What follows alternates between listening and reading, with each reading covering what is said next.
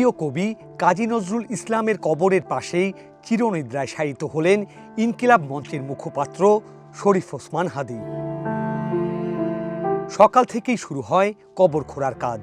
অশ্রুসিক্ত চোখে সহকর্মীরা প্রস্তুত করেন ওসমান হাদীর ৩.৫ হাত মাটির শেষ ঠিকানা।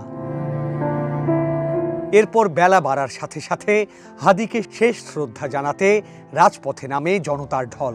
ইনকিলাব জিন্দাবাদ কিংবা আমরা সবাই হাদী হবর মতো স্লোগানে কেঁপে উঠেছিল ঢাকার রাজপথ। ক্রমশ ভিড় বাড়তে থাকে সংসদ ভবন এলাকায়। ব্যারিকেড ভেঙে ভেতরে ঢুকে পড়ে লাখো মানুষ। পরিস্থিতি নিয়ন্ত্রণে বেগ পেতে হয় আইন শৃঙ্খলা বাহিনীর সদস্যদের। জানাজায় অংশ নেন প্রধান উপদেষ্টা সহ সমস্ত রাজনৈতিক দলের নেতাকর্মীরা। জানাজা শেষে দাফনের জন্য ঢাকা বিশ্ববিদ্যালয়ে নিয়ে যাওয়া হয় শরীফ ওসমান হাদীর মরদেহ।